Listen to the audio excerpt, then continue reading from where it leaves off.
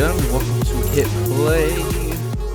I am one of your hosts, Isaac Jimenez, joined every week by James Harding. James, how you doing, man? I'm good. How are you? Doing good, man. Can't complain. A little tired, but it is what it is. Mm. So today we're talking about movie theaters. As we Movie both theaters. eagerly await the return of the theaters. Normalcy.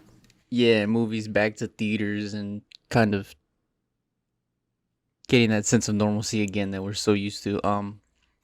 What is your, I guess, stance? I don't want to say stance because it makes it sound like a controversial topic, but what is your opinion on movie theaters? Do you like them? Do you dislike them? Um, I'm assuming you like I. them. That would be a correct assumption. I, at the very least, don't hate them.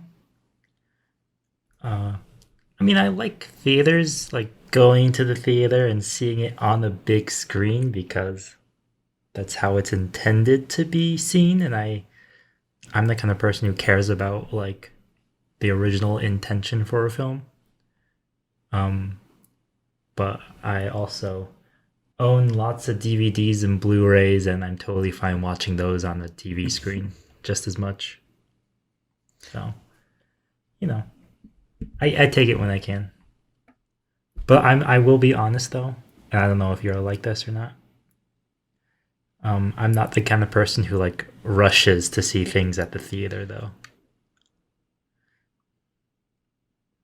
For me, it kind of depends on what kind of movie we're talking about. If it's if it's Christopher Nolan or Tarantino, I'm there within the first 2 weeks.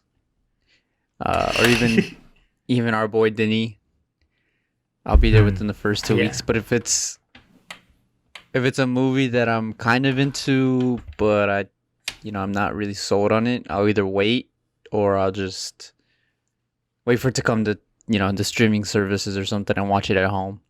Um, Mm. what do you make about the Mm. the decline of the movie theater? I think streaming services have tried to do their best to kill off movie theaters. And then the pandemic came and started taking Yeah. dumps on the corpses. So I guess pre-pandemic, what did you make of all the supposed decline of movie theaters?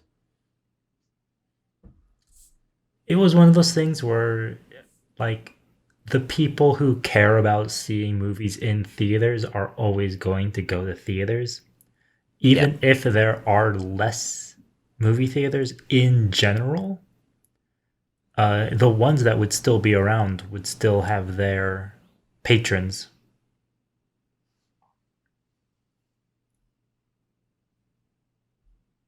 yeah, yeah. No, I agree. I agree with that. Do you? Is there anything you dislike about going to a theater? I think I speak for every person on earth when I say popcorn is not $7 for a small Yeah, bag. and I think that's part of why theaters have started to decline as much, is because why would I buy $7 for a big box of popcorn that I'm not even gonna finish? First of all, but I can also buy Yeah. a like a package of popcorn that has, what is it, like 10 pouches in it for $5 or something. Yeah. So I think the inflated prices of concessions have kind of ruined the movie theater experience for everybody. Um, It's one of those things where I don't really care about buying stuff. Like, I don't buy popcorn or candy or anything like that. At the worst, I'll just sneak something in myself. sure. Um, but it's one of those things that it never really bothered me because I never cared. You Hmm. know, uh, Yeah. I think I've water is gotten to the fine. You gotta stay hydrated. Yeah, I think I've gotten to the point where all I buy is an icy, and I just kind of like, that's just that's my snack for the next 2-3 hours. Mm. Yeah, I think as much as I do like movie theaters, I think we're losing a lot of theater etiquette, especially with the with cell You mean like phones like people now. talking during movies? Mm. Yeah, yeah, and people putting on their phones and turning their phones on or not turning them off all the way. Excuse me. I remember one time I went to go watch. I think it was Justice League, and the dude next to me just straight up pulled out his phone full brightness and was just looking at it. And I even had to tell him, like, this is the first time I ever told anybody in a movie theater, but it was just so annoying. Like, I'm not against pulling out your phone. Like, I pull out Mm. my phone whenever I can if, I'm either bored or, I need to talk to somebody. But to have it full brightness in a dark theater, it's like, that's a little, like, that's where I draw the line. So I even had to tell him, like, hey, man, can you turn your brightness down? Like, I don't care if you're on your phone, but just, like, Mm. you're kind of impeding my viewing experience. Which, it was Justice League, so I shouldn't have gotten that mad about it, but it was still like, come on, guy, like, show some common courtesy. And then, you have Yeah. your people always trying to talk and stuff like Mm. that. It's like, I think that's why people just I had an started staying at incident. home. I had an incident. I saw The Revenant in theaters, uh, and I started choking on something I was eating, and that was probably my most embarrassing time in the theater.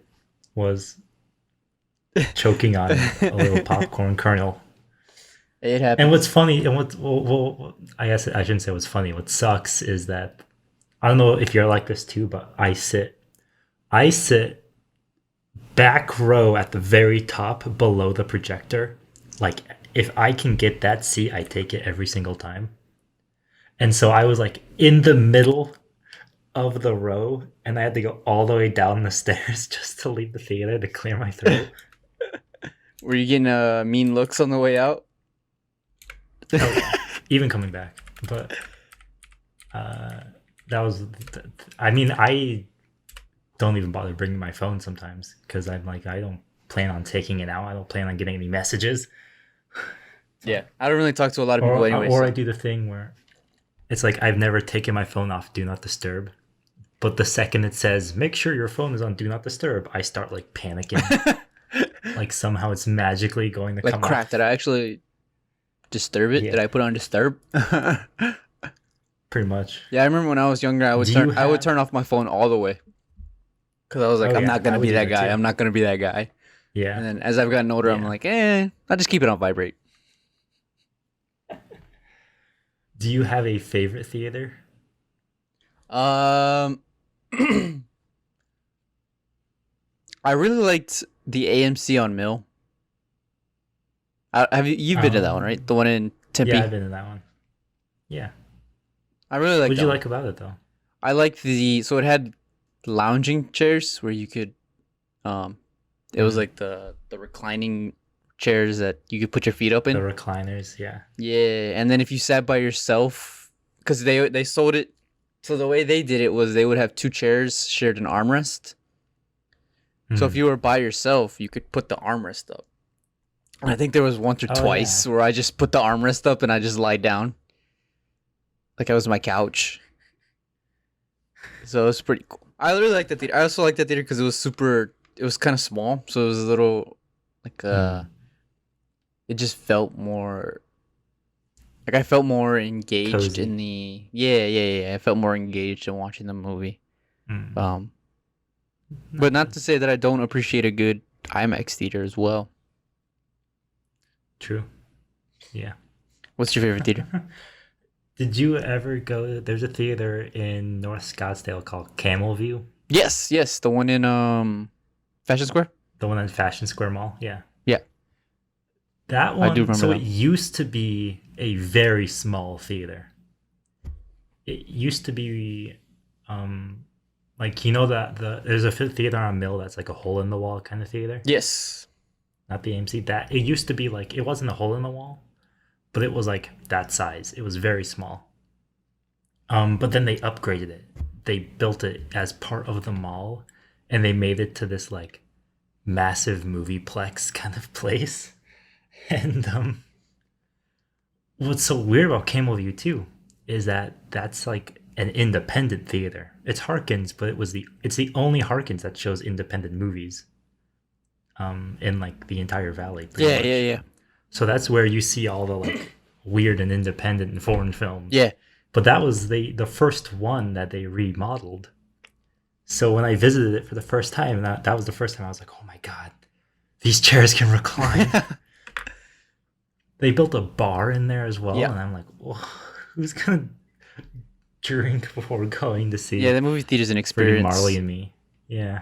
The only thing I didn't like about that movie theater was Hmm. because it was like $15 a ticket sometimes, Yeah. Yeah. and I was like, Harkins is Jesus probably one of the most Christ. expensive. Yeah.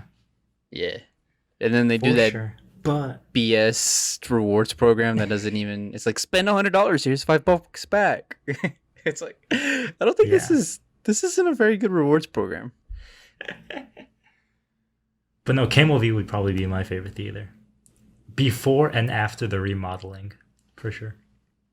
Yeah, Camera View was good when I had to refinance my car when I could afford to. Element. Speak But yeah, no.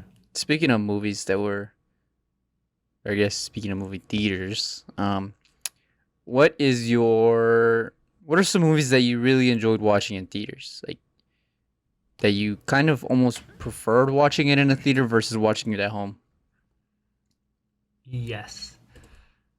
So I want to mention this topic was your idea It was. because I'm about to mention Terrence Malick, God damn it, I knew it. and I don't want it to seem like I'm forcing him into every conversation.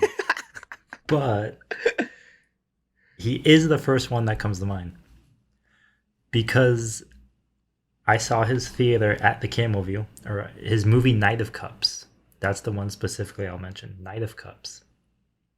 I saw it at Camel View, and it was actually the first Terrence Malick film I ever saw in theaters. And watching that on such a massive film screen, like the experience of watching it was just kind of, sitting there and actually absorbing the film. The reason why it's the first one that comes to mind is because after the movie, I don't know if this has ever happened to you, but when the film got out, it still felt like I was in the film. Like just walking around or driving, like just using my eyes felt like I was seeing through a camera lens. It's trippy. It was so trippy, and it's almost never happened to me. Because I don't know what causes it or why it happened, but it was one of those things where it was like I just driving back to ASU, I was like, I still feel like I'm watching the film. And maybe that has to do with the film itself, but I think part of it was just seeing it on such a large screen and like being completely free. Like I wasn't in my room, so I didn't have any of my distractions. I didn't have my phone, so I couldn't get texts or calls.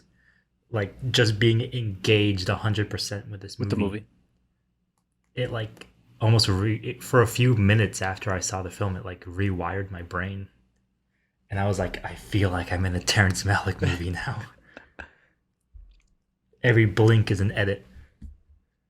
And that's your experience with that. I've had experiences with that as well, where I'm so engrossed with the movie that it kind of, when you get out, you feel kind of weird.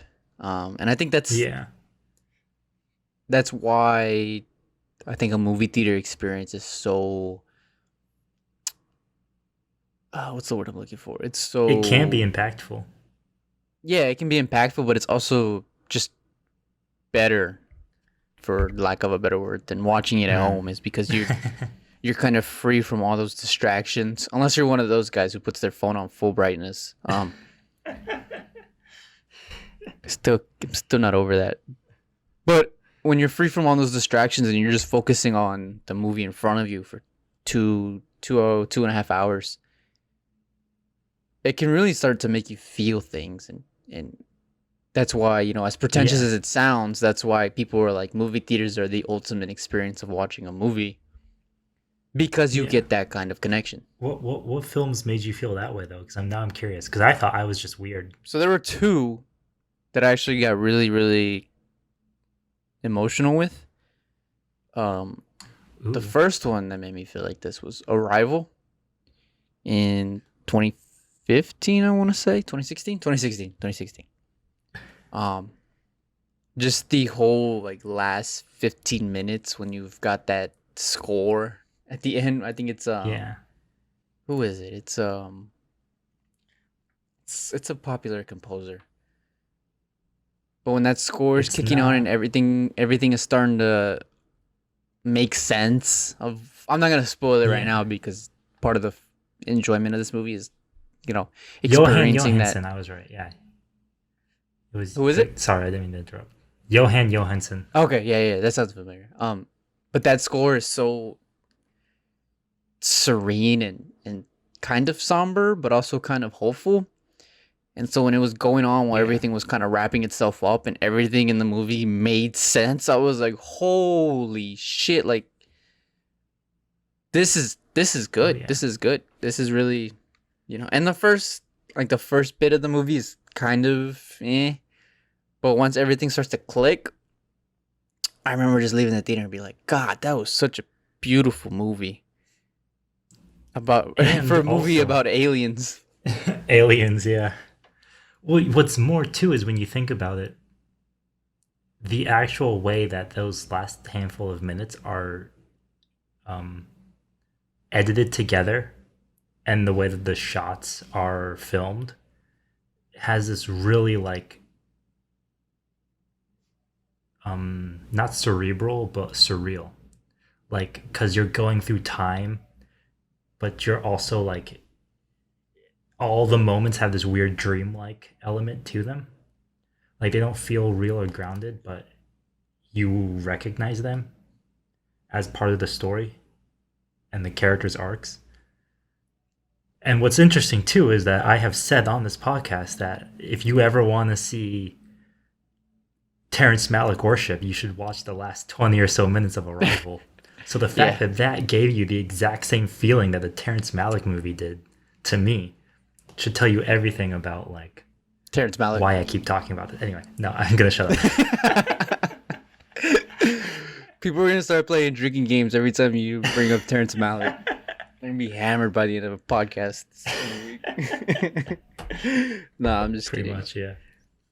But yeah, that's the first movie that I can think of that made me feel like an actual like emotion, like deep. Like, besides, the typical like, yeah, let's go. The good guy won and the bad guy Yeah. lost. Like, yeah, It's not like Marley and Me kind of emotional. yeah. It's like It's actual not like deep. it's not melodramatic, is how I would say. Yeah, correct. Sure. What was the other movie then? So the other movie Do you remember? was, yeah, we've mentioned it before, and it's one of my favorite movies. 1917. I'm not gonna sit here and go like on a 5 minute rant on 1917, but just leaving the theater after everything goes down for I think the 2 hours runtime, it Yeah. was like golly, like this sucked. Like I don't know why.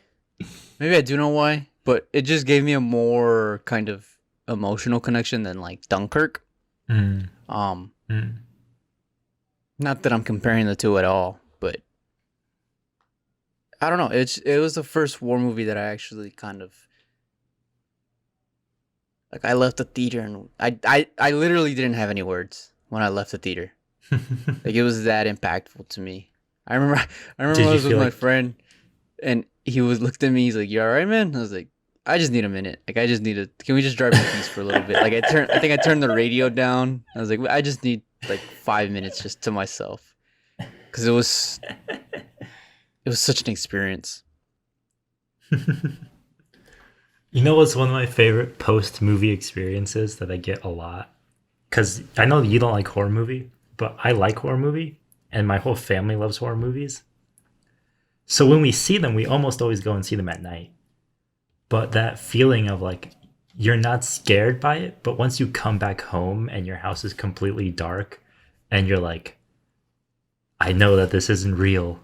I don't want to get tricked by this, but like so many times have I seen a horror movie and I've come back home and it's like, 10 or 9 at night, and I just look down the hallway and I see my room, and I could just see like the pitch blackness like behind my doorway, and I'm like, I'm not scared. I'm just gonna turn on every light on the way down there. Yeah, yeah, yeah. That's why I refuse to watch I don't horror want to movies step on the cat. because they freak me out. Yeah, I can't stand horror movies. As noted on this No, pod, dude. this is on record. I've only seen 2 horror movies in theaters, and I did not like either of them. Or actually, I did like them. Which But ones did you see? I did not like the experience. Which one? The new Halloween, and there was another one. I'm trying to think. Was it The Conjuring? No, I didn't see the. It was one of the Conjuring, Insidious's. One of those. Yeah, one of I think it was a Blumhouse that I saw in theaters. I can't know. I don't know why it's slipping out of the top of my tongue. Tip of my tongue, excuse me. It doesn't matter. They're very similar movies. Yeah. I think I've only seen 2 in theaters. So, what's another movie that you? Is there any other movie that you kind of had crazy Had that feeling. experiences with? Even if it's just a movie where you're like, not even that you have an emotional connection to, because I have lots of movies where I'm watching it and I'm like, oh shit, like this is movie making, like this is peak cinema right here. Yeah, for sure.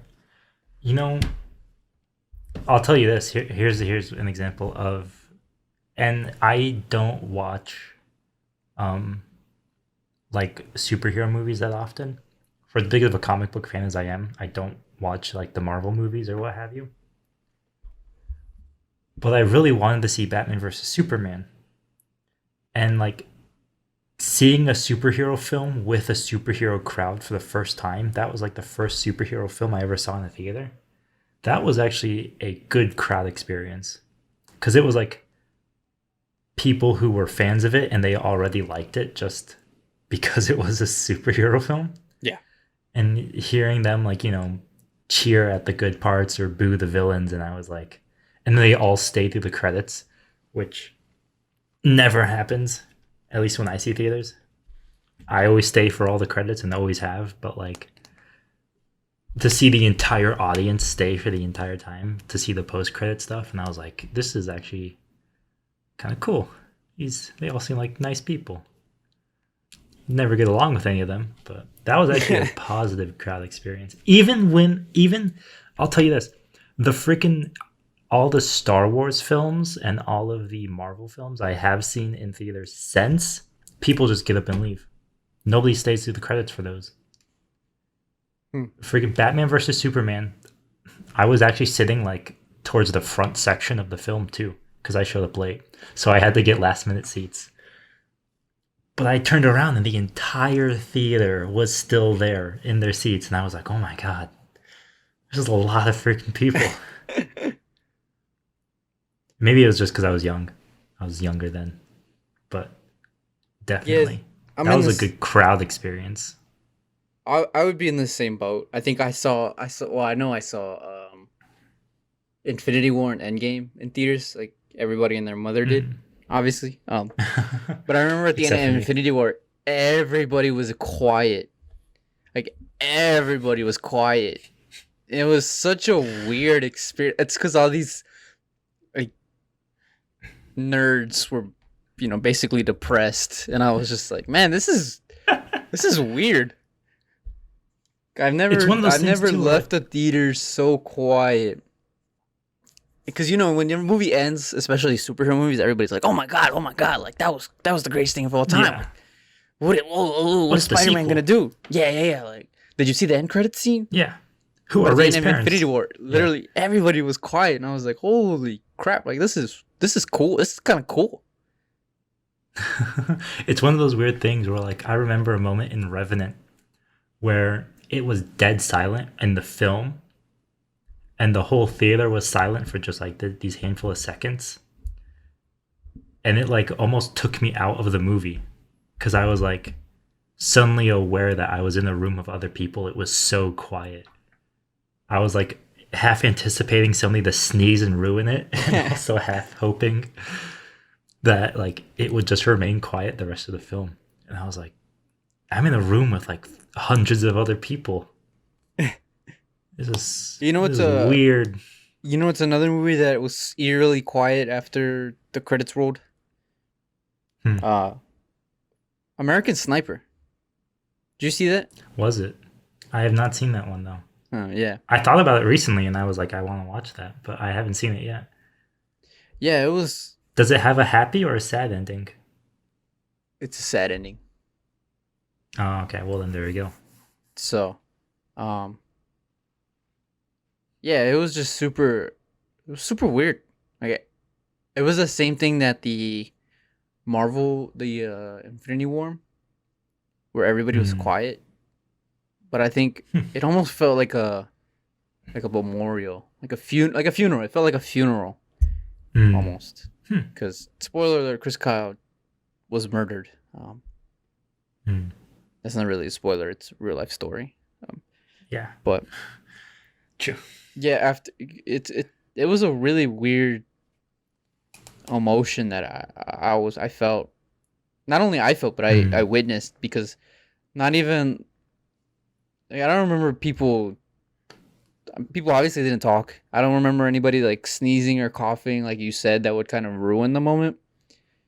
And you Hmm. know, usually when a movie theater ends, there's like an audible kind of like jostling around when as people are getting out of their seats. You know, they're grabbing their buckets of popcorn, their drinks, their kids. Yeah. Um, and I didn't hear any, and it was a packed theater too. I remember because this was the first week that I think this is the first week that it came out, and Hmm. yeah, it was really weird. It was really interesting experience. You know what's weird and interesting is that just talking about it and trying to remember that makes me miss being in theaters again. Yeah. I haven't been in a theater since last summer, Tenet, when Tenet came out, and even then that wasn't a packed theater. So yeah, it's been so I long. don't even remember the last movie I saw. I think it was Isle of Dogs, but I don't remember. The last movie, funnily enough, the last movie I saw in theaters before everything went down was I think Parasite. Yeah, because it was after the Oscars that I watched Parasite, Oh yeah, and the Oscars happens in I either saw February. Parasite or Endgame. Those were my last two. Parasite or Endgame. I don't remember which one. Yeah, yeah. So, um, Huh. you know, That's it's interesting. a a movie another theater experience that I watched, and I was like, man, this is peak. What is it? Dunkirk. When I went to watch it in 70 millimeter. Dunkirk was on my list too. I have Interstellar, Inception, and Dunkirk are all on my list. Oh, nice. I never saw those in theaters. I wasn't a cool kid back then. I didn't see Dunkirk in 70 millimeter though, but you did. Yeah, I did. It was cool. It was cool because you saw the way that Nolan shot it. I guess to a degree. Yeah, Hmm. like the way he saw it in his viewfinder of his IMAX camera is the way that it's being presented to you on screen, Yeah. and that was super cool. And the color was beautiful. It popped well, and you know, obviously Dunkirk is a film that's shot phenomenally beautiful, and you know, it's a good movie and an experience in its own. But seeing it in 70 millimeter, this Hmm. was also the first movie that I had seen in 70 millimeter.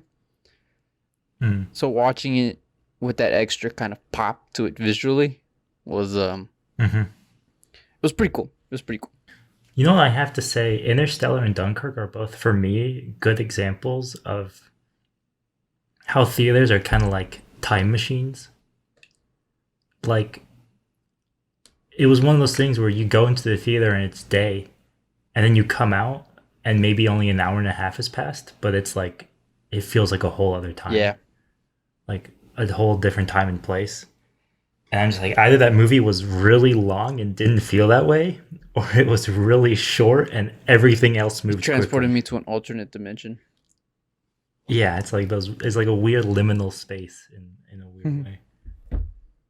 But I mean, for a film like Interstellar, which is nearly 3 hours, I distinctly remember coming out of the theater and being like, "Were we really there for that long? Are we sure?" It sure didn't feel that way. You know what's a movie But I that think that's the power of just did that to being me? engaged. Irishman did What? that to me. I went to watch Oh Irishman in yeah, I theaters. remember. 3.5 Yeah. hours. And I remember coming out of it and being like, I actually felt the opposite. I was like, are we sure that was 3.5 hours? I feel like I'm lied to. I want my money back. Because I think we went at 8 and we got out at like 11:30, 11:45. Mm, mm. But it didn't feel like that. I was like, Ha- damn, we really just spent 3.5 hours in a theater, but it doesn't feel like 3.5 hours.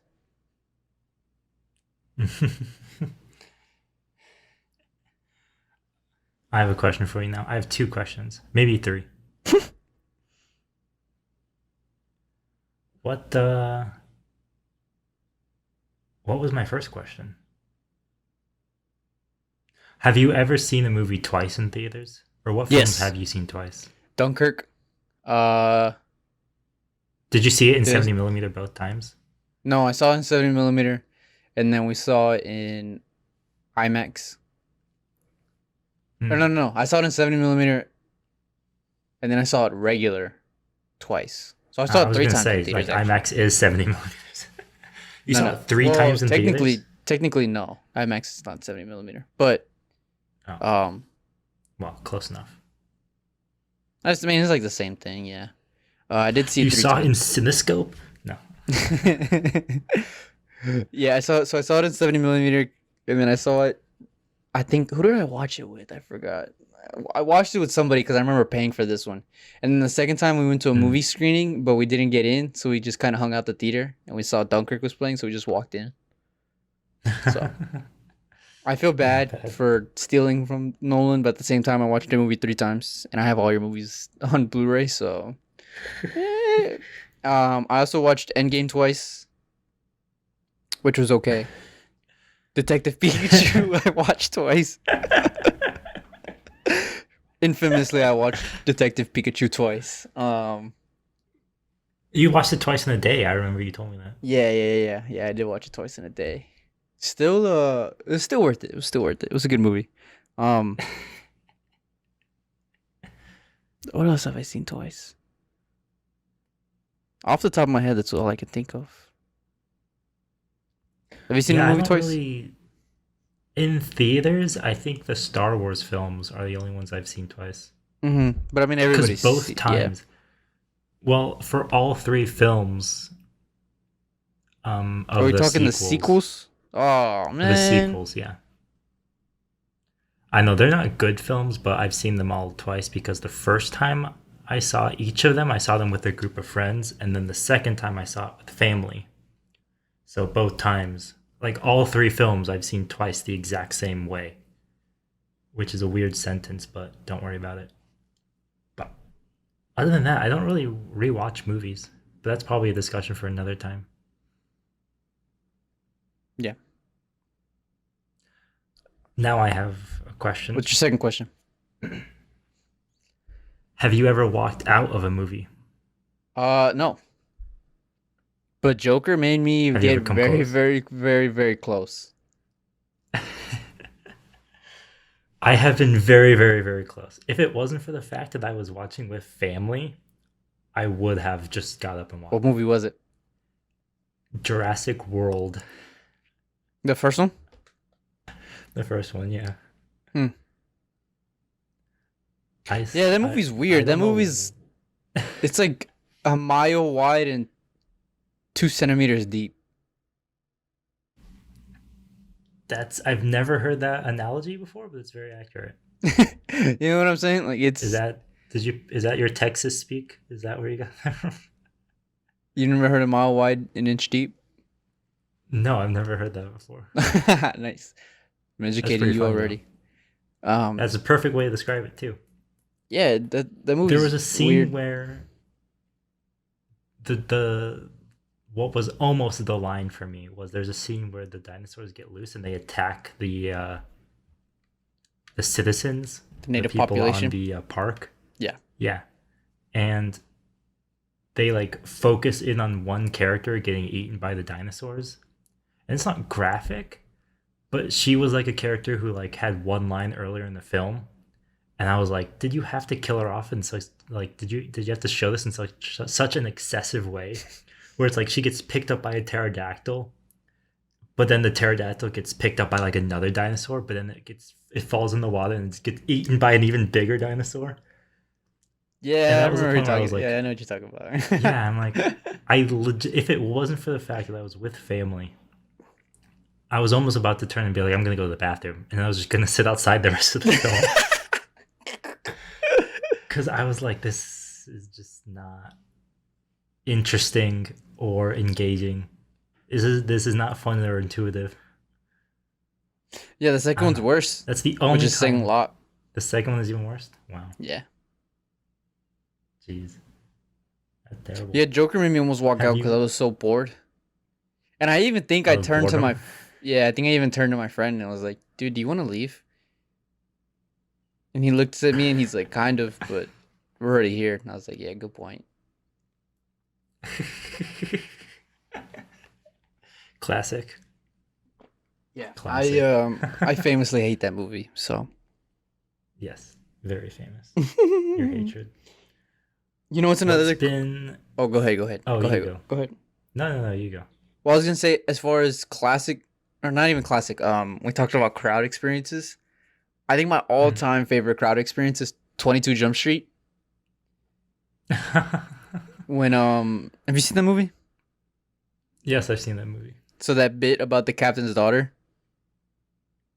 Oh, You remember that? You remember that where bit? he's like, isn't it Channing Tatum is like running around yelling his name or Yeah, something like yeah. that? So, dude, when that part happened, when Channing Tatum finally like snaps and is like, "Oh," like that whole, not even that, just that scene, that whole sequence from when Ice Cube and Jonah Hill to see each other to all the way until the end when Channing Tatum calms down. That might be the loudest I've ever heard an audience laugh, and it's like a good, I think like 10-minute sequence. And then when Channing Tatum That's pretty just funny. when it snaps to Channing Tatum and he just goes ballistic and starts going all over the office. That might be the loudest I've ever heard an audience laugh. It was amazing. It was crazy. It was a cool experience. And I don't think I'll ever That's forget that. That's the hilarious. one time where I was like, okay, yeah, this is why you watch comedies in theaters. For me, that's like the reason why I watch horror movies in theaters, because the jump scares are, everybody will actually Hmm. scream and yell, and you feel less. You don't feel bad about being scared yourself or being caught off guard. That's why I like horror What movies in theaters. what's a what's a classic movie that you didn't see in theaters the first time but you would go watch again? That I would go and watch. Yeah. So this was actually going to be the question I was going to ask you before we cut each other off. Nice. I was going to say, have you seen any like classic or old I films have in actually. theaters? But I want to know. My Do you want to go pick there then? is. Oh yeah, I guess so. Yeah, I thought you were asking the same question. We'll do both then. Well, okay, I'll say Okay. this: if there's an old film I would love to see in theaters, 2001: A Space Odyssey. That was at the top of my list. That's Holy probably crap. like, yeah, that was it. Because Yeah. it's one of those films where just like watching it on like a TV screen is a big enough experience that like I'm like, well, we have to go larger now. How was it like on the theater? It's already such an engrossing and engaging film, at least if you're not bored by it. Hmm. That is. It's one of those things where I'm just like, I would love to see what it's like, especially when you get towards the end of the film and it gets like incredibly psychedelic. I would just love to see that in theaters. Yeah, that would definitely be an experience for sure. What about you? What was the top of your list, though? Um,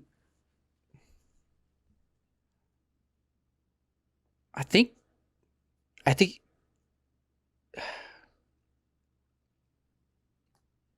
I want to say Goodfellas. Goodfellas. Yeah, Hmm. Not a bad with choice. the because I think the thing about Goodfellas is the soundtrack makes it so memorable.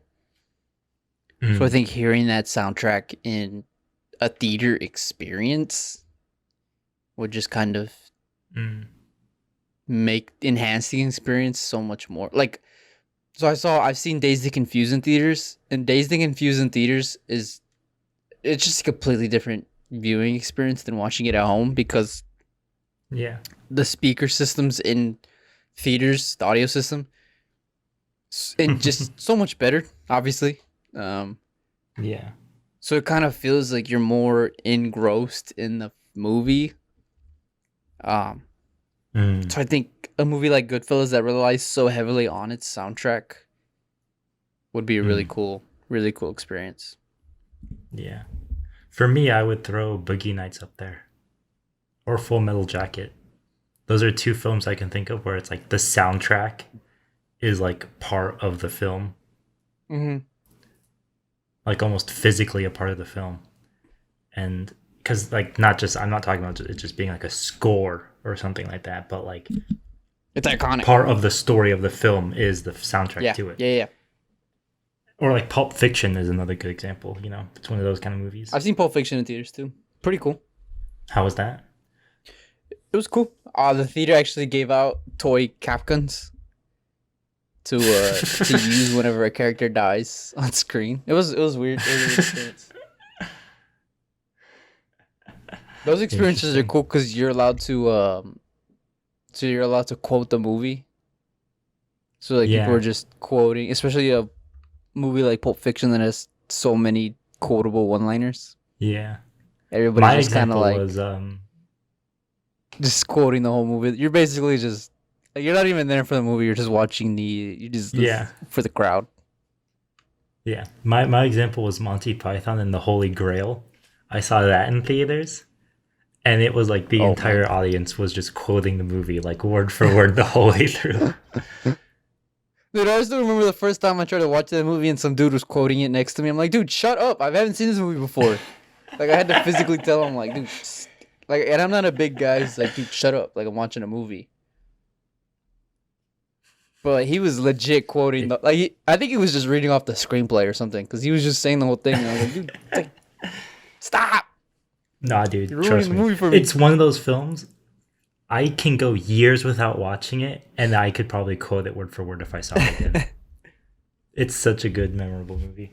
Yeah, I need to finish it. I think I've only seen the first bit. Really?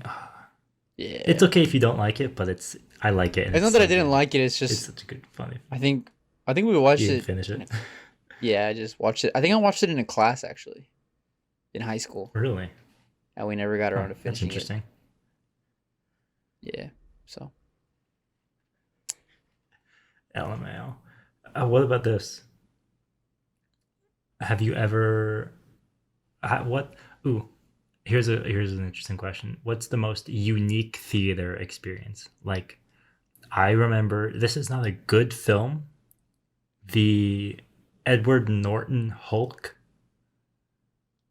I saw that at a drive-in movie theater. mm. I don't know if you've ever been to one of those. Yeah. They're really so we had an issue when we saw the film was the way the drive-in theaters work is that they're radio stations. Yeah. So you turn your radio to the channel. The problem was that the car we went in was an old car where or at least it was a kind of car where you had to have your engine on in order to have the radio on. Ah. So we couldn't have the radio on because you have to turn your car off. So we could only hear the movie through other people's radio speakers. I've been And there. it was and I what I remember about that was barely watching the Hulk because I could just turn around and it's there's Indiana Jones and Kingdom of the Crystal Skull. Or I'd turn the other way and I'd be like, there's The Happening by M. Night Shyamalan.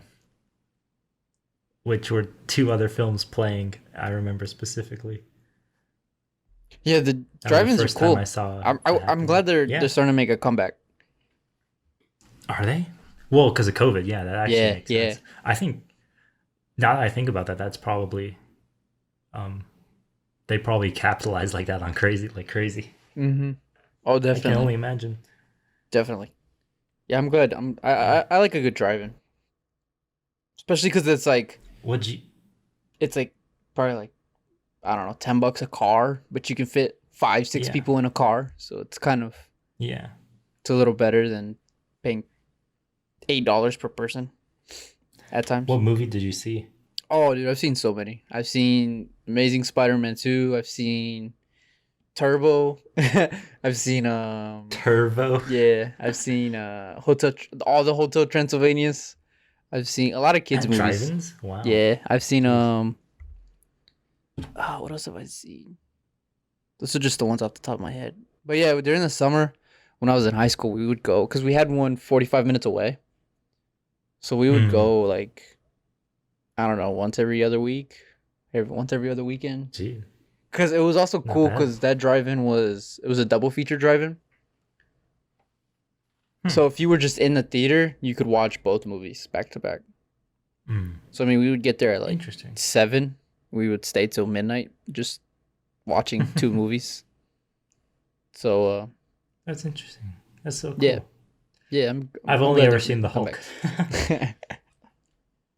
Do you Well, I remember if you guess liked the Hulk? technically I also I remember liking it. Well, I didn't really they didn't have good movies. It was not bad. I was a kid. Okay. I Yeah, was in like elementary school. yeah. It's actually, it's funny too now that you mention it. The only theater tradition that my family had was after school was when we the like day after school ended, we would go and see a theater. So like the beginning of summer, the first day of summer, we would go and see a movie in theaters. And I remember seeing Indiana Jones and the Kingdom of the Crystal Skull, and I remember seeing Avatar, the James Cameron Avatar. Okay, good. My favorite part of seeing Avatar was a scene where they're having their war at the end. It's the humans versus the blue people. And there's a scene where a guy gets crushed by like a giant freight crate or something like that. And I remember hearing this little kid sitting next to me ask his mom, is that man all right? Or is he okay? I'm And assuming the I was mom. like, what's this movie rated? I'm assuming the mom was like, no. Yeah, Avatar was weird because it's PG-13, but it's kind of blurring the line between. I mean, you're watching genocide happen. So it's like, is this Pretty really much, yeah. PG-13? Shout out to all the parents who took their kids to see Deadpool. Honestly, you kind of deserve it though. If you decide to take your kid to a rated R movie, you kind of deserve it. That's my only memory of seeing Avatar 2. Is that man all It's right? just that. Oh, that's funny. I feel so bad for that kid. Any Oh movies you're man. excited to see once theaters start to open up? I think we're starting to get more theaters opening up, so that's Oh yeah, good. for sure. I think the obvious answer is Dune. Yeah, I think we've talked about that like a lot. every single episode. Even Yeah. though I do not like Timothy Chalamet, on record, but um, there's a new Conjuring movie that's going to be coming out. I've seen all the other Conjuring films in theaters. I'll probably will see this one dude, what is up with that? Why is that a franchise? Like, there's like 8 of because them. it's based. So, uh, They're got what's their their own name? Ed cinematic and universe. Lorraine. So there, it's because it's a real life universe. Two paranormal activity researchers named Ed and Lorraine Warren were a husband and wife, Yeah, and they would do paranormal cases. They would study paranormal cases. They were like ghost hunters, old school ghost hunters. And so the Conjuring films are based on their cases. hmm.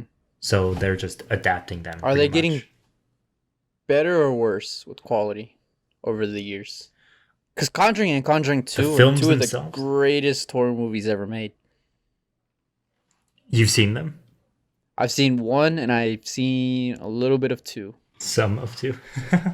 Yeah, They are very good jump scare horror films. Yeah, for yeah. sure. And Conjuring 3, I remember it being pretty good as well. I think the Conjuring movies have gotten better than the Insidious films, which have like Insidious 3 was like, what are you guys? You're just making this a trilogy. Yeah. Whereas with the Conjuring films, it's like there's something you can build to. Because Ed and Lorraine, the most famous case they ever took part in was the Amityville Horror. Are they So you building up to can that? more or less, yeah. And I don't Nice. know if this next one is going to be Amityville or not. Like Annabelle, and then there is There's two Annabelles. let's see, they did Annabelle, they did Amityville Horror, and they also did, what was it? Emily Rose, The Exorcism of Emily Rose. I don't remember if that was them or not.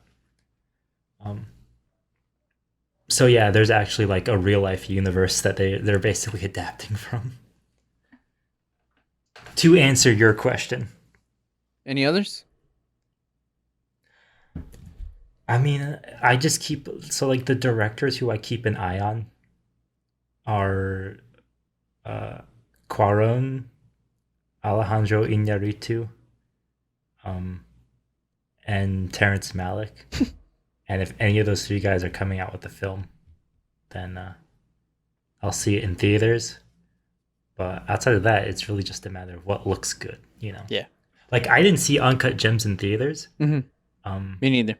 so the next time the Safdie brothers comes out with a film, I'm like, I'll go see. Because like with Good Time, I remember seeing the trailer before a film. I don't even remember what film I saw, but I remember seeing the trailer for Good Time and being like, I'm gonna see that. And then I remember seeing Uncut Gems and being like, I'm gonna see that, and then I didn't. So Yeah. for sure, Life I gets would in the want way of my viewing experiences sometimes.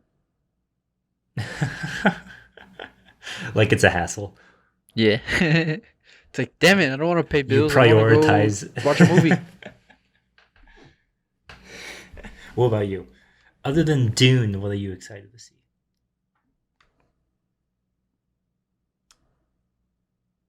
Top Gun, baby.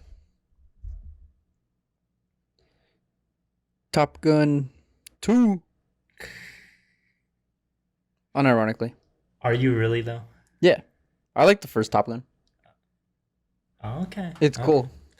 And Not my style, but yeah, the 80s action. My dad really likes that movie, so uh, we kind of it'll be cool to you go see it bond with over him. it. Yeah, it'll be cool to Mm, go see it with him. not bad. And I think another one that I'm pretty excited for is No Time to Die. The what we're James Bond, the assuming last to James be Bond. Daniel Craig's last James Bond. Um, Yeah. yeah, I really like his movies. I think they have a lot of they have a I'm not gonna say they have a lot of depth, but they have more depth than maybe the older James Bonds have. Because I always thought that the James Bond movies were like kind of cliche spy movies, Campy. and then I watched Skyfall. Was it Skyfall? Yeah, Mm, Skyfall. And I was like, wow, this is actually pretty. Like, there's some weight to this. Like, it's not just stupid. mm. I don't want to say stupid, but it's not just like a generic spy movie. Mm. And I've seen Yeah. Casino, and then I've seen a little bit of Spectre. I want to say I haven't seen Quantum of Solace. Mm. Um, Mm. and Yeah, I I really definitely like think I the I really James like the Bond films, direction they did a that good he's. job. Yeah, I like the Yeah. direction they went with Craig. So I will be seeing the Yeah, new for one. sure. I am excited to see the new one. That's probably at the top of my list, besides Dune. Mm. As far as movies that I know for sure, I'm gonna go see in theaters. I mean, there's the Green Knight. There's really the Green Knight that I can Any think of the of. Oscar winners? Like if Minari is in theaters, or yeah, which I don't think they're I would go probably see those showing in now, and I theaters. just don't know. I wouldn't know, just because they're not the kind of movies that I like to watch. Uh, in theaters. Well, they're not the What are you movies. They talking don't about, really man? interest me as far as movies go, anyways. But I see. not speaking about Minari. Speaking about like Nomadland, maybe Sound of Metal. Ah, Minari looks cool though, because that's the one with the Koreans, right? The Korean Americans. yeah, yeah. Yeah, yeah. Steve Ewan. A24. All right, now can Cool. I tell you, since you brought up your dad, I'll bring up my dad and say that he told me of a film going movie theater experience he had in the past. And I remember this too. He said, so first off, Woody Allen is a terrible person. Yeah. But before it Hot was take. known that he was a super terrible person, my dad was a big Woody Allen fan back in the day, Hmm. when it was okay to like Woody Allen. But he had only ever just, he would rent his films at like a video store and then just watch it himself. And one time he was like, he has a film out, I'm going to go see it in theaters.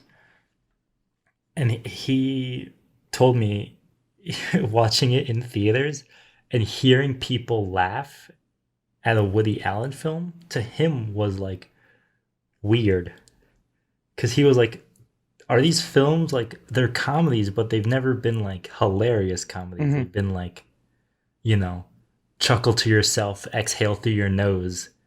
They're more dramas than they are comedies. And I remember him telling me that seeing a Woody Allen film in theaters for the first time was like, people really laugh at this stuff. This is kind of messed up. You not know how messed up this is?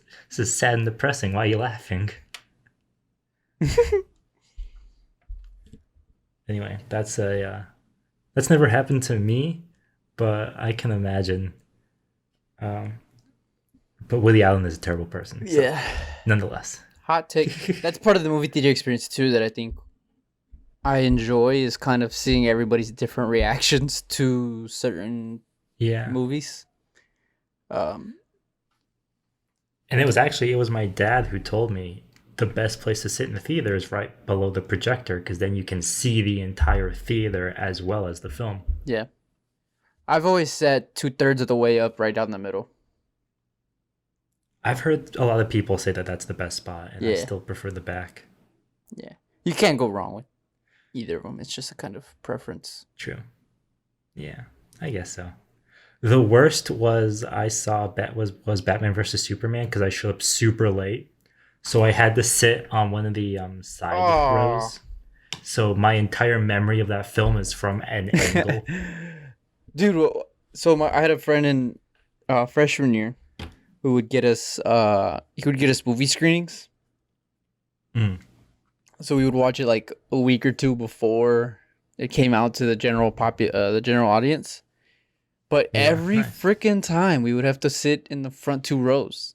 And I think at one point I was just like, you know what? I'm just not. I'll wait the 2 weeks and I'll go pay for my own movie, $8, so I don't have to sit in the front two rows. And I'm like, my neck is hurting because that happened when we went to watch Power Rangers. That's another movie I saw theaters twice, by the way. Um, the first time we watched it, I had to sit in the front, and I was like, dude, this sucks. And then when I went to go watch it again and actually paid for my own ticket, it was a little better because I got to sit a little farther back, not where I wanted to, Where you but wanted. where I wasn't actually constantly Mm. craning my head up. Craning. Yeah. Yeah. To watch, like I would have to I would have to look at all four corners in a quick succession to see what's on the screen. So LMAO. yeah, yeah. That was one of my favorite, but also kind of least favorite things about the old school Camel View before it was remodeled. It was such a small theater that like all the seats were front row seats pretty much. Like, and because they weren't even really at much of an angle either, they were pretty much all flat. So you had to just look up at the screen for the most part. But Yeah. I still remember some of the films I saw there, nonetheless. So, I remember watching but then I would just be nitpicking. I remember watching Blade Runner 2049, and we picked our seats because this is the first time I think I'd ever stepped in an IMAX theater, and Mm. or at least bought a ticket for an IMAX theater. I'm pretty sure I've been in IMAX before, but this was the first time I actually like Had to pick out where I was gonna sit, and I Mm. remember I remember the lady was like, or not. I don't even know if the lady was like, but I think we were just like, just put us here, like somewhere in the middle rows, middle of the row. Yeah. Thinking like, oh well, it's like a regular theater. We'll just, we'll have a good viewing experience from there. No, those damn screens are so huge that you kind of have to sit right below the projector because we sat in the middle and I was still doing the four quadrants thing, looking at the four corners. It wasn't as bad as Power Rangers, but I was just like, man, I miscalculated this one for sure. So now at IMAX theaters, I try and take That's the last two hilarious. rows. That's hilarious. Yeah. Not bad. Not bad. Any final remarks? Uh, Movie theaters are cool. But if you are Hot fine take. streaming from home, then yeah, then just be fine. Have you ever done any of those? But I think it's the Phantom events, I don't even know where what it's that like is. What is that? so they'll do like they'll show like Broadway productions in theaters. They'll do like I remember one time they were showing The Killing Joke. Hmm. Uh, One time they were showing, was it They Will Not Grow Old? Yeah, They Will Not Grow Old. Huh. I Um, can't say I have. Wait, is this Harkins or AMC? I want to say AMC. Because I never see movies in AMC. The only times I would Mm-mm. ever see movies at AMC was over at ASU. Yeah, Because the closest theater was the AMC one. And I could just walk to it yeah. from where I was. But no, Harkins all the way. I like Harkins more. I think I like I Harkins have too. brand loyalty More, to movie theaters. Like that more. exists. But yeah, no. Do you remember Regal Cinemas? Not at all. Really? I've only ever grown up with Harkins. Hmm. You know who's another I theater that I remember the really first film like? I Sorry, not to cut you off, but Alamo Drafthouse. Oh I yeah? think I would pay the extra $2 to go watch a movie at Alamo Drafthouse. That sounds like one of those theaters that they serve you food as you're Yes, watching. it is. Yes. Is it? Yeah. I don't get that. I'm sorry, but I would prefer concession food than getting a pizza delivered in the middle of your movie. Yeah, which is fair. I never get the food. I usually just get like either like a bag of, like a, not bag, but like nachos or like Mm, fries or popcorn mm, and then like a drink or something. I would never yeah. do like a full on like give me a steak medium rare, damn it. Yeah. Yeah, I no. think Not for that's me. excessive. Hey, we got some current events going on. Did you hear about Amazon and MGM? Happened about a week ago, I Amazon guess. and MGM? What happened? Did they buy each other out? They actually went on a first date. Surprisingly, no, I'm just kidding. Um, Amazon bought Nice. MGM for almost 8.5 billion. 8.45 billion is the final Eight and a number. half billion? Wow. Dude, rip in peace to Turner Classic Movies. What are your opening thoughts on that? Because I have my own. So My opening thoughts are rip in peace to Turner Classic Movies. I'm worried that they're going when you said that and I'm like, okay, Turner Classic Movies is MGM. So is Amazon gonna continue that channel or are they gonna take it and put it on Amazon Prime? I would think Because they so. show some good classic movies there, but I would hope not. I hope they don't I get would. rid of I it. mean, it's not really like a what's the word I'm looking for? Like a big draw, and it's not. You don't really lose a whole lot of money, right, with that channel. I feel like it's. No, not really, but you never know. Amazon, they I don't know how they process decision making, so who knows what they'll do.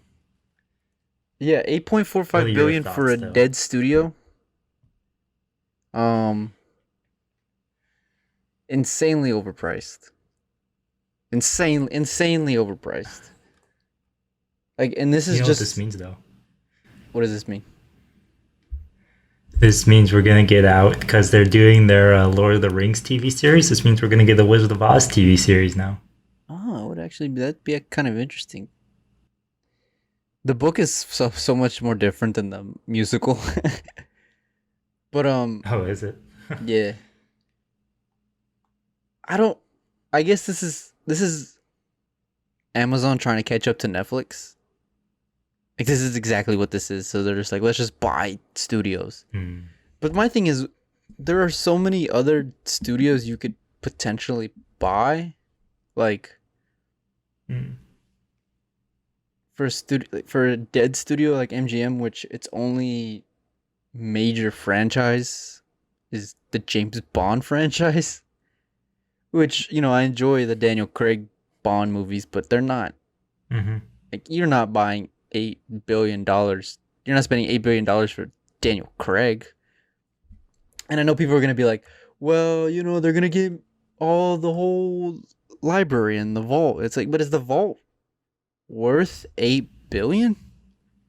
Like, how many people are actually gonna get Amazon Prime to watch Gone with the Wind? Because everybody who likes Gone with the Yeah. Wind a lot already has Gone with the Wind. Already owns it. Yeah. So Yeah. like, yeah, it'll be cool for Amazon Prime subscribers to have Gone with the Wind available, that accessible. But if what you're trying to do is to add to your subscriber base,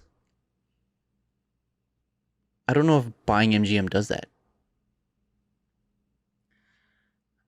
I understand why it was MGM though, because the history that studio has, Yeah.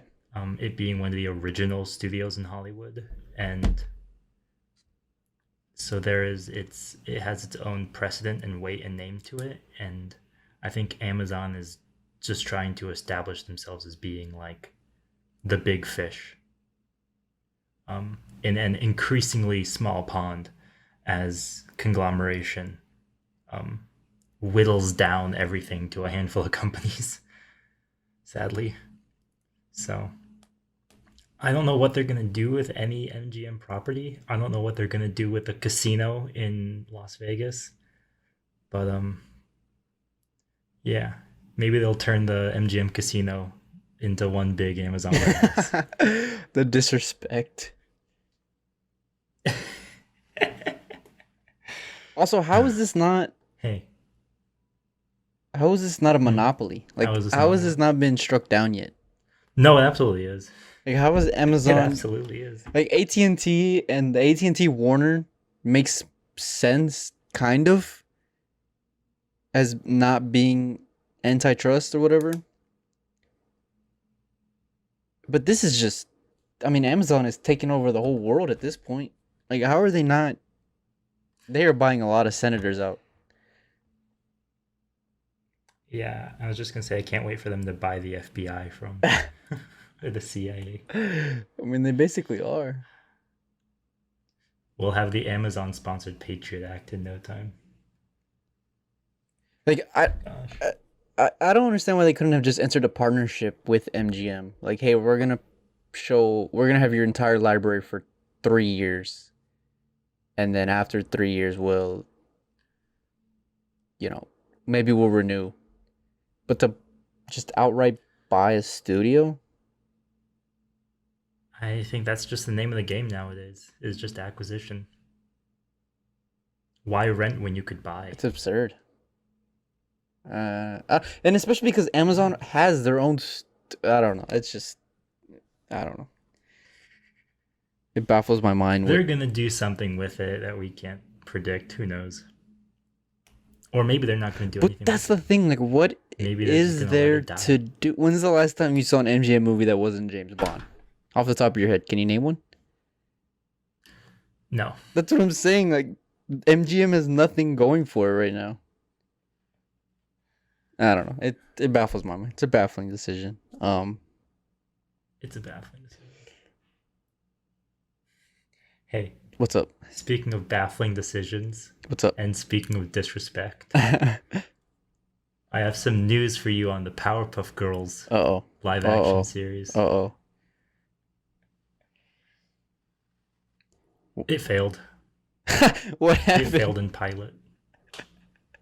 So What? two things happened. The first thing that happened was the script leaked. And I say that with caution because I read the script, I went through it. Is it bad? I started reading it and I just like it's I almost don't want to say it is the real script because I'm embarrassed for them to say so. Oh I've made man. fun of like CW style writing Yeah. before because they don't have bad shows, but sometimes they are too. Uh, they have some really cringeworthy lines, and sometimes it's endearing. Sometimes it's like the highs and lows of high school football, or I'm a weirdo, and I'm just like, this Powerpuff Girls remake was like they took the worst things they could have ever said in any of their scripts and put it into this. They're like, I can't even describe it. It's so bad. It's so incredibly bad. That's why I don't even want to say it's the real script because I was reading this and I was like, this is like one of those, you know, we forced an AI to watch thousands of hours of Riverdale and it wrote the script. And I'm like, no human wrote this. No human watched the Powerpuff Girls and said these lines had to be said by these characters. But I guess someone did. So did they actually shoot? And there's an article on the pilot. They shot it. They shot a pilot, and it was not received well. So it's in development Wow. again. And there was an article on like one of the development executives at CW. They were like, "Have you seen the leaked? Like, did you see that the script was leaked?" And he was like, "No comment." Oh wow. I was like, Dude, you know what that sounds "That's like? That sounds like some producer or agent leaked that out so they could get their client out of it. you know what? That might be a possibility. Cause who else I would believe would it." have the shooting script if the pilot hasn't even, if the series hasn't even been picked up, right?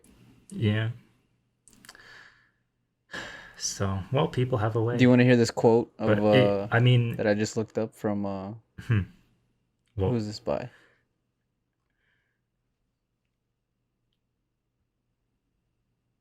Oh my god, why does it not give us the name? hmm, Oh, the CW CEO, Mark Pedowitz. You want to hear the quote? yeah. Hmm. What's the quote? Sometimes things miss, and this was just a miss. We believe in the cast completely. We believe in the actors, the writers, and we believe in the auspices of our producer and Warner Brothers Studios.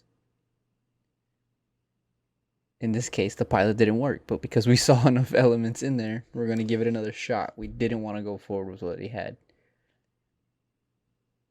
And then he goes about the pilot. Makes sense. Tonally, it might have felt a little too campy. It didn't feel as rooted in reality as it might have. But again, you learn things when you test things out. In this case, we felt it. Like, let's take a step back and go to the drawing board. This is a powerful property, and it has engaged a lot of interest, and we want to get it right before we put out. I actually really respect this. I mean, it's a good statement, but you know that like Craig McCracken or Lauren Faust, like somebody who worked in the original show, watched the pilot and they were like, "We're gonna kill you if you release this." Oh, 100%, yeah. Yeah, Let me they rephrase this. I they respect it. they probably leaked the script. I wouldn't doubt it. I respect that they saw that they made crap and were like, crap. Okay, let's not do that. Yeah, I don't respect that they're trying to for sure. remake an animated kids show. That's just weird to me. Like I understand remaking like a movie, but an animated kids show, I don't know. That's just Yeah. I'll say this: it can be done. I just think CW does a certain kind of teen drama, and I don't think Powerpuff Girls had to be that kind of teen drama. I think if it was anywhere closer to say like one of their shows like Supergirl or even like Arrow, or something like that, like kind of a comedy action, like even a little Buffy the Vampire Slayer like, it probably would have done well. But they went full teen drama, like the worst of Riverdale and Winx Club combined. And yeah, it was doomed from the start. Well, that's what you get when you want to So, mess with no surprises there. when you want to mess with nostalgia. Yeah, seriously. It's also interesting too because I don't think we often hear about pilots that fail. Yeah. Yeah, it's true, right? Studios usually kill them, but I think because this one was such a High profile. high profile, yeah, like a high profile show, I think it was gonna come out. And I think a lot of people were expecting it to be greenlit. It's also They were like, well, it's freaking Powerpuff Girls. Everyone knows Powerpuff Yeah. Girls. Everyone is going to watch it.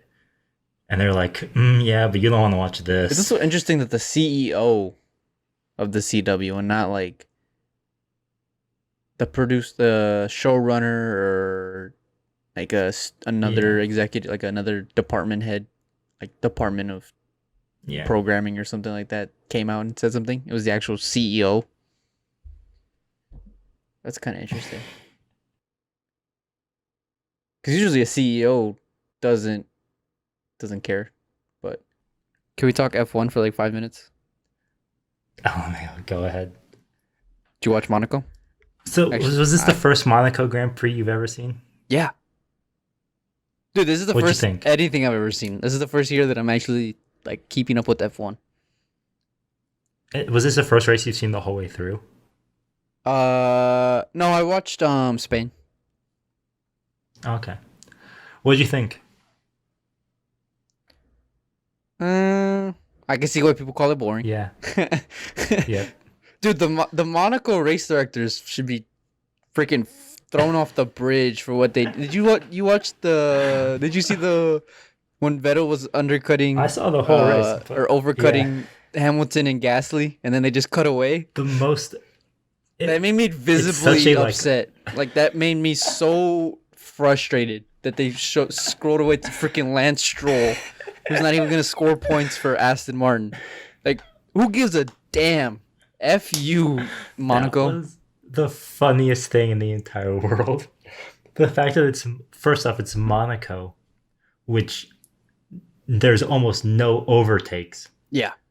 But the first overtake of the entire race is this guy finally getting it was an overcut, right? So he pit stop, and he was coming out of the pit stop, and he was gonna get by Gasly. He was gonna get this by this guy, and it's like the veteran versus this new guy. So everyone is super hyped to see it happens. And as they go around the corner side by side, it immediately cuts to, let's watch this replay of someone doing something else, getting That a had penalty. no impact on the rest of the race.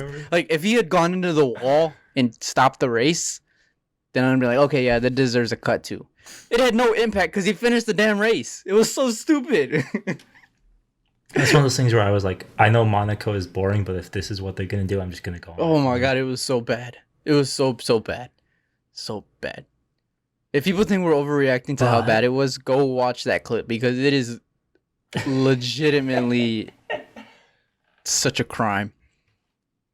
So I'll ask you this though. It was a super boring race. Monaco is one of the worst races on the calendar. Yeah. Like Spain and Monaco next to each other is the worst. For as famous as Monaco is, it sucks. Mm-hmm. But you're a Ferrari fan. What do you think about either Leclerc or Sainz? Dude, we're coming for third, man. We're coming for third. How did you feel about Leclerc getting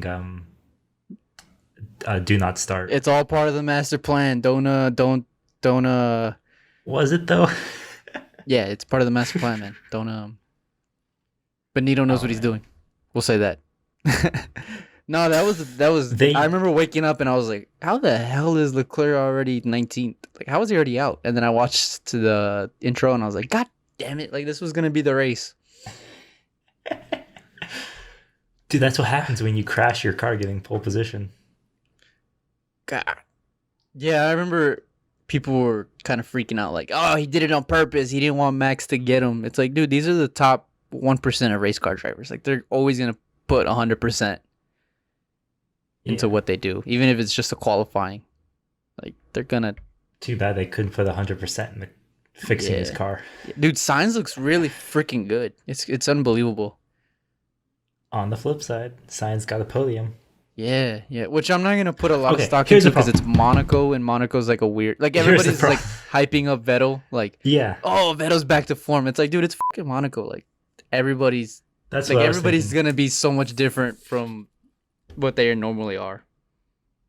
They're like, oh, Sainz and Lando had such a good race. It's like, because nobody could pass them. Yeah, You physically cannot pass one another at Monaco. yeah, Lewis Hamilton, the 7th-time world champion, started fifth and no, he started 7th and he ended 7th. yeah. You cannot pass at Monaco. Anyway, What did you Anyway. make of that, real quick? Lewis Hamilton kind of going on a temper tantrum. when did he do that? You didn't hear Was it during the qualifying? no, you didn't hear the audio. No. I Yeah, don't- after, was it when they couldn't undercut? Yeah, him? when Vettel He tried overcut to him. get past Gasly. Yeah, and he's like, Yeah. how did we lose 2 places already? Like, what are we doing, guys? And then even after the post one of race those stuff, things- he was like, it's not my fault. Like, we just gotta, like, I did what I had to do. It's like, dude, you qualified damn 7th. Like, it is your fault. Just take some responsibility, man. You know, on the one hand, I see where he's coming from though, because his job is to drive the car quickly, and Mercedes' job is to get him in a good position quickly. On the other hand, though, I think Mercedes just had their hands tied behind their back with Bottas, because once they were like, Bottas is out of the race now. What are we going to do with Hamilton? Well, there's not much you can do. Yeah. And they just didn't have any opportunity. Nothing. I mean, part of it is the luck factor. Mm-hmm. Monaco is so difficult to pass that you're solely reliant on pit stops, Yeah. and that's it. And if that doesn't work, then you just have to grin and bear it. And I understand Hamilton's frustration, but I also understand why what happened to him happened, because it's Monaco and it sucks, and you shouldn't expect to overcut or undercut all the time. But nonetheless, I think I don't know. I think he's fine. Yeah. I think he's Maybe still gonna unjustified to say that it's not his fault. win. Bold take. Lewis Hamilton's gonna No, win his 8th Monaco just championship. sucks. Yeah, Yeah. pretty Yeah. much. I'm not really putting a lot of But stock into this weekend. Like I said, it was a boring race, but it ended well. There's a lot of drama for a boring race between Bottas, Leclerc crashing, Hamilton throwing a temper tantrum, and then Toto Wolff throwing Bottas off under the bus after the race. That wasn't even his fault. Yeah, nah. Toto dropped the ball on that one. Mercedes has races like that, though. You'll get used to it. Yeah. For as perfect as Mercedes is, they will have, whether it was Monaco this year or, what was it, Bahrain last year? Yeah. When George Russell was driving instead of Hamilton. Germany too, And they, right? Remember Germany in the rain? Oh, When, yeah, Germany 2019. I think Hamilton went into the wall, right? Was that the race? Yep. Yeah. So they have their flubs. Here's the problem with Mercedes. Mercedes never makes a single mistake, and the races where they do, they like shoot themselves in the feet, Pretty badly. and the arms, and the head, and the neck. Yeah. At least they get it out in one race, and it's not like Haas back in the day where Haas would always be messing up for 5 straight weeks. What can you do? Anyway, enough Formula One talk. That's funny. Yeah. We're all just right. padding at this point. Yeah. Yeah, this week was fun. Next week is going to be even funner because I'm going to tease it. We're breaking down the new Hollywood era, ladies and gentlemen. So we're talking some Old school directors. Spielberg, Coppola, Lucas, and Scorsese. Off the top, obviously, we'll talk about other influential filmmakers More. and actors. Yeah, But for sure. yeah, we're starting to talk up. We're gonna start breaking down the new Hollywood era. So it'll be a two-parter. I will raise my hand and say, and I will put one hand, I don't know, over my heart or something, and raise the other one and say that I will only mention Terrence Malick once. In the historical context of his colleagues, Yes. not. Yeah, no, I was Not looking by at the himself. list. I was looking at the full list of people filmmakers that they considered in the new Hollywood era, and I was like, God damn it, when are we gonna not talk about Terrence Malick? No, we will. He will I'm always just be kidding. relevant. I'm just His kidding. influence Yeah. is that No, deep. it's okay. I don't mind it at all. It was just funny because I was like, damn. I really don't mind it. It's But yeah, so that'll be next week, ladies and gentlemen, next Friday. So make sure to subscribe to us on YouTube, follow us on Facebook, and follow us on Instagram for any updates. As far as that, James, say goodbye to the people. Bye, people. Y'all have a good night. See you later.